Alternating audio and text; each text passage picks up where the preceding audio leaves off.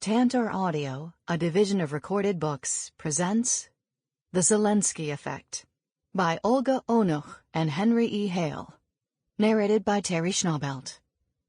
Publisher's note: in this audio edition, you will hear references to figures present in the print and ebook formats of the book. Ukrainian poet Lena Kostenko celebrates her birthday on March 19th. I sincerely congratulate you. On behalf of all Ukrainians, I will remind you of her words today. There is no need to think meagerly. Volodymyr Zelensky, reciting Lena Kostenko, 20th of March 2022. Citizens of Ukraine, what do we hear today? It's not just rocket explosions, battles, the roar of aircraft. It is the sound of a new iron curtain lowering and closing Russia away from the civilized world. Our national task is to make this curtain pass not through our Ukrainian territory, but at the home of Russians. The Ukrainian army, our border guards, police, and special services stopped the enemy's attacks. In the language of conflict, this can be called an operational pause. What can Ukrainians do? Help the national defense. Join the ranks of the armed forces of Ukraine and territorial defense units. Any citizen with combat experience will now be useful. It is up to you and all of us whether the enemy will be able to advance further into the territory of our independent state. Please help the volunteer community and the medical system, for example, by donating blood. Politicians and community leaders, help people ensure normal life on the ground as much as possible. Everyone should take care of their loved ones and take care of those neighbors or acquaintances who need it. The duty of journalists, an important duty, is to defend democracy and freedom in Ukraine. I spoke today with many leaders: the United Kingdom, Turkey, France, Germany, the EU, the United States, Sweden, Romania, Poland, Austria, and others. If you, dear European leaders, dear world leaders, leaders of the free world, do not help us today, then tomorrow the war will knock on your door. Glory to the armed forces of Ukraine. Glory to Ukraine. Volodymyr Zelensky, 24th of February, 2022. 1. Global Hero. A few ticks of the clock past 2 a.m. in the Ukrainian capital, Kyiv, Russia issues a NOTAM, military speak for Notice to Airmen. This one is unusual. It warns all civilian flights to leave Ukrainian airspace. Within seconds, international flights change their routes to avoid Ukraine, and a few private flights that had just taken off have to return to the tarmac. A U.S. Air Force reconnaissance flight makes its way out of the country's airspace. Ukraine's own airborne surveillance still circles along the northern and eastern borders. The radar screen is now empty. It is 24th of February, 2022. To those in the know, these flight path changes signaled something very grave. Russia had begun a full-scale invasion of Ukraine. If President Volodymyr Zelensky was indeed asleep, as some have reported, this was surely when his team woke him up. We doubt he actually slept, at least very well, because on the 23rd he tried to call Vladimir Putin, and the Russian president refused even to pick up the phone. Ukraine's fate already seemed clear. Attempting to speak to the Russian population over Putin's head, Zelensky immediately issued a last-ditch appeal in Russian. This was, after all, his native tongue, the language he used most often in his private and business life before becoming president. He had even worked for 6 years in Russia and had a certain measure of fame there, so he knew its people well and many knew him. He hoped they might understand. You have been told this flame will bring liberation to Ukraine's people, but the Ukrainian people are free. They remember their own past and will build their own future. They build, they do not destroy, as they themselves have told you day after day on television. The Ukraine in your news and the Ukraine of real life are two entirely different places, and the difference is that the latter is real. Who will suffer the most from this? People. Who do not want this more than anyone? People. Who can prevent this? People. I know that they will not show this appeal of mine on Russian television, but the citizens of Russia must see it. They must know the truth. And the truth is that this needs to stop before it is too late. And if the Russian leadership does not want to sit down at the table with us for the sake of peace, then perhaps they will sit down at the table with you. Do Russians want war? I would very much like to answer this question. But the answer depends only on you, the citizens of the Russian Federation. It was to no avail. The invasion was here, and many ordinary Russians were going to support it in rather large numbers. Zelensky knew what these first events meant. What had previously been unimaginable to many ordinary Ukrainians was about to become a tragic reality. A peaceful European country was being militarily assaulted by its neighbor, and thousands would now die. To those of us watching from abroad, especially those with the deepest personal connections, the big questions were sometimes small ones. Should Olga, one of this book's authors, watching from her Manchester flat, wake up her friend Olesia in Kyiv or her Aunt Olya in Lviv to tell them Russia was about to bomb Ukraine? Or should she give them a few more minutes of sleep, knowing they would wake up to this nightmare soon enough? In these wee hours of 24th of February, Zelensky must also have thought about his wife, Elena, his children, his friends, parents, none of who would be going into the war room with him. Just past 3:50 a.m., reports came in that Russian forces have crossed the Crimean checkpoint into Ukraine's southern Kherson Oblast province. At 4:50, Russia releases a pre-recorded video. Vladimir Putin is wearing the same tie, shirt, and suit as he did in a video released on 21st of February, so we know both videos were part of a planned build-up to the assault. The Russian president did not want to call it the all-out invasion that it was, instead announcing only a special military operation in Ukraine. Putin, who has been waging a hot military war with Ukraine over Crimea and parts of the Donetsk and Luhansk oblasts since 2014, had now given the order to bring war to the whole of the country. At 5 a.m., Russian missiles began to rain down from east to west, north to south. Elite Russian paratroopers tried to land in major army bases and airports in key cities. Ground troops made up mostly of very young and inexperienced men from highly impoverished Russian regions, with aging trucks and tanks, start to cross the Russian or Belarusian border into Ukraine's Chernihiv, Kharkiv, Kherson, Kyiv, Sumy, and Zhytomyr oblasts, as well as Ukrainian-controlled Donetsk and Luhansk oblasts. By now, not only Zelensky, but also his family and Ukraine's main political actors know that Russia has invaded.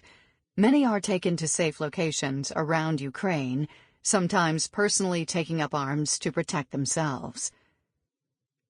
In the upcoming sections, we explain Ukraine's resistance as a story of both nation and leader.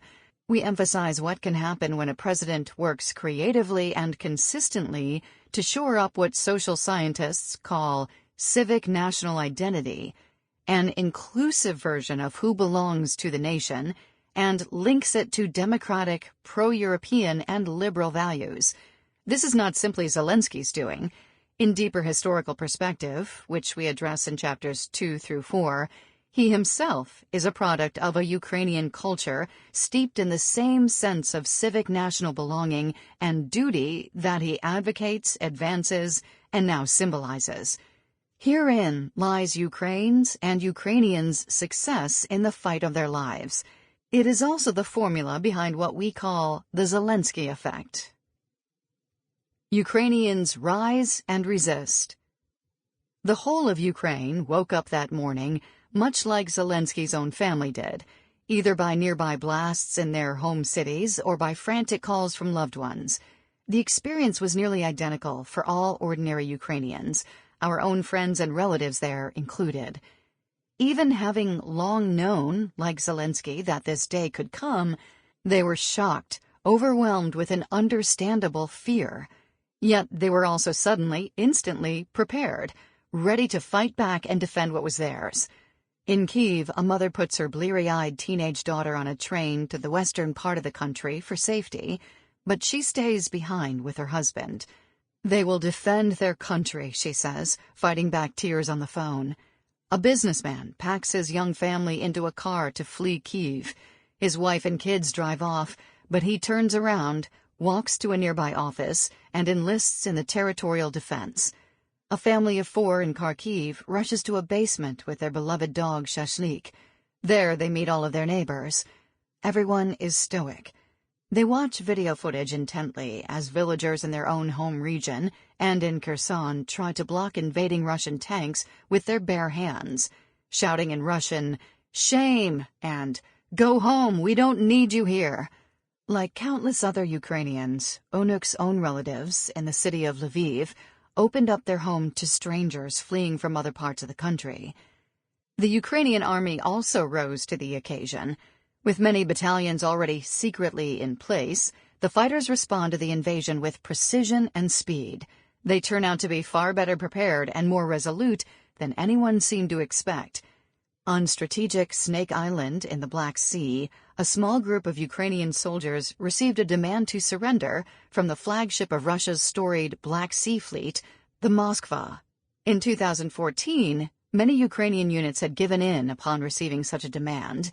This time, though, their response was different, captured in a famous audio recording. "Russian ship, go fuck yourself." This act of bravery in the face of Russia's deadly response is so emblematic of the Ukrainian spirit that it is now immortalized in internet memes, pop songs, and even a postage stamp. It quickly became clear that Ukrainian citizens, be they military or civilian, Russian or Ukrainian speaking, Orthodox or non-Orthodox, Western or Eastern, were strongly united against the Russian assault, with only a handful of exceptions. They were united in this fight, and even though Zelensky's job approval ratings had declined prior to 2022, suddenly all were fully behind their president. He and they were to defend their country together. Made of the same stuff as these ordinary Ukrainians, Zelensky famously rejected American offers to evacuate him. Reports emerged that he had even scolded the Americans for suggesting it, uttering the now legendary words, "I need ammunition, not a ride." While some doubts have emerged as to whether he actually said it, what is important is that the line resonated deeply and was adopted by Ukrainians and international media alike. Zelensky's decision to stand with his country rather than flee is especially remarkable since he was widely believed to have personally been a strategic target of the Russian operation, which aimed to supplant what it called Kyiv's Nazi junta with Kremlin collaborators. As reputed target number 1, with his family being numbers 2 through 4, it is believed he survived from 3 to more than a dozen assassination attempts. Moreover, Western intelligence, including that of the United States and the UK, believed Kyiv would likely fall within days, and told this to Zelensky. Some reports had it that this might happen in 72 hours. But to the surprise of many, Zelensky remained in place, demonstrating through personal courage that he had faith in the military, its leadership, and most importantly, Ukraine's citizens. He continued to manage operations and record speeches to his people. Still, on 24th of February, Zelensky issued a new video from his undisclosed location, responding to Putin. The message was that Joe Biden had just called and, "The West is with us." Another announcement declared martial law. Soon, men ages 18 to 60 would not be able to leave the country. He would make such a recording every day as the war developed, sometimes more than one per day. In Chapter 7, we will analyze over 140 of his appeals in some detail. But in these first 24 hours, he set the theme that continued to underlie his message throughout the next months of the war. The theme was not new. In fact, it repeats ideas central to the 70 speeches he had given since his election, and that had their roots much earlier, not only in his campaign, but also in the political satire he had been performing for more than a decade. The theme was simple. He rallied citizens at home and allies abroad by reminding all of us that Ukrainians are a diverse yet united and dignified nation, a people with a long cultural history and strong sense of civic duty, a factor to which he had long appealed. In their own way, each citizen can, will, and does help the war effort. He stressed that Ukrainians, unlike their enemy, are democrats with European values. He appealed to these values not only among Ukrainians, but also among EU members when they stalled on sanctions or military aid.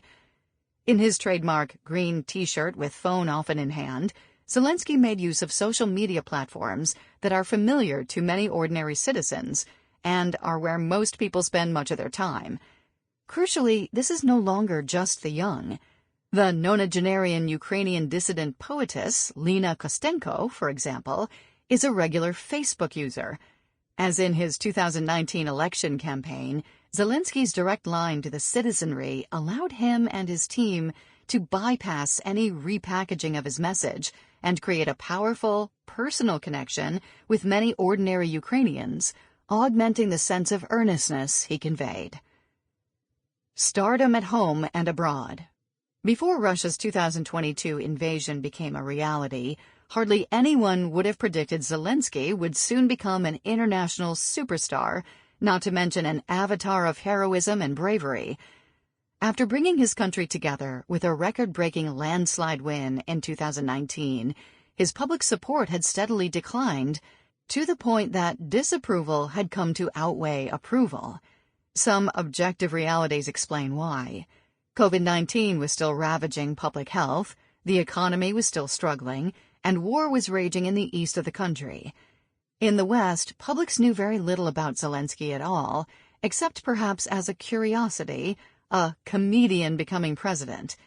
In the United States and much of the world, he became best known for his unwitting embroilment in the impeachment trial of American President Donald Trump, who had tried to pressure the Ukrainian president into announcing a political prosecution by threatening to withhold the military aid Zelensky was urgently requesting. With the start of the war, all this changed. In Ukraine, his approval ratings skyrocketed to an astounding 93%, according to polling by the rating group. In the rest of the world, media coverage of his leadership now emphasized themes of bravery and even personal charisma.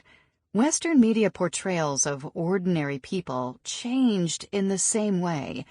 Whereas the country had previously wound up in the international news when some form of corruption scandal would arise, or when a revolution occurred, now ordinary Ukrainians were depicted as courageous, fearless, brave, inspiring, and stoic. That is, as ordinary heroes in tragic and extraordinary times. We have documented that Zelensky gained 5,197,000 new Twitter followers between 24th of February and 24th of March 2022, up from just 8,628 followers on 7th of May 2019 and 398,000 on 1st of February 2022. And thanks to our friends at the Social Media and Political Participation SMAP Lab at NYU, who produced some data we discuss in greater detail in Chapter 7, we know that his tweets began being retweeted at a much higher rate, while mentions of him shot up to the millions. He was becoming the most talked-about figure in the world, even more so than the TV stars and sports figures who tend to dominate attention on social media. Zelensky and his media-savvy team supported all these messages by churning out a steady stream of posts, clips, and memes with high potential to go viral across all social media platforms. As anyone present on TikTok or Instagram knows, this team understood the assignment. The message got out and was extremely effective. Ukrainians will fight, and its leaders are strong and united. Fortunately for Ukraine, subsequent events tended to validate these claims. Realizing his ability to rally world audiences, Zelensky began giving inspirational speeches around the globe. He hoped ordinary citizens would pressure their governments to sacrifice more for Ukraine and realize that Ukraine's fight against Russia was the front line of a war against authoritarian governments' ability to spread their own tyranny at will. The degree to which Ukraine's cause has resonated with ordinary people in the West is impressive. It is perhaps the only issue that strongly unites both Republicans and Democrats in the United States and Labour and Conservatives in the UK, with blue and yellow Ukrainian flags flying in the front yards of ordinary houses in the reddest of red states and the bluest of blue states in the US, and from north to south in the British Isles, not to mention across Canada, the EU, and beyond. Surely this grassroots support is one reason why the West has shown more resolve than many thought possible prior to the invasion in sanctioning Russia and arming Ukraine. Resistance, Ukrainian style. Ukraine truly stunned the world in rebuffing what had previously seemed like a Russian military juggernaut. UK and US intelligence briefings kept having to use phrases like, "It is unlikely that Russia has met its day one, first 72-hour, first week, first month military objectives." Instead of being overrun within 72 hours, Ukraine won the battle for Kyiv, driving Russian forces into retreat and thereby ensuring Ukraine's continued existence as an independent state. Perhaps, paradoxically, part of Zelensky's leadership success lay in knowing when not to impose his personal leadership on other Ukrainians. Crucially, but not often recognized in adulating media coverage, the president actually took a step back when it came to making military decisions. While as military commander-in-chief he had the right to issue specific orders, to direct events on the battlefield, much like Putin is reported to do, Zelensky instead let Ukraine's generals and battlefield commanders make the decisions they needed to. Zelensky's willingness to trust his commanders resonated well with important military reforms that had been initiated by his predecessor, Petro Poroshenko, and that he himself had deepened, decentralizing military decision-making so that commanders on the ground could alter tactics quickly in response to rapidly changing conditions. This reform also set Ukraine apart from Russia, which retained the more centralized control typical of the former Soviet military. We suspect history will also confirm that this display of faith in Ukraine's top brass increased army morale, another dimension of the Zelensky effect. Outside the military, Ukrainians supported the war effort in other ways. One was simply managing to keep doing their jobs in the face of Russia's best efforts to disrupt them, keeping Ukrainian life going and livelihoods afloat. Bus drivers showed up to work. Shop clerks opened their doors when they were able. Others intervened directly against the invaders. In cities and villages that were in the direct path of invasion or otherwise came under occupation, we know that elderly people put their own bodies in the way of tanks, that locals took down signs to confuse Russian convoys, that farmers stole Russian military vehicles. Ordinary folk in Donetsk, Kherson, Mykolaiv, and Zaporozhye came out to protest occupation when it arrived. And, as the Data for Ukraine project demonstrates daily, these people continue to resist even as we write. They hang posters and paint graffiti across towns and cities in Kherson and Zaporozhye regions and target Russian night patrols.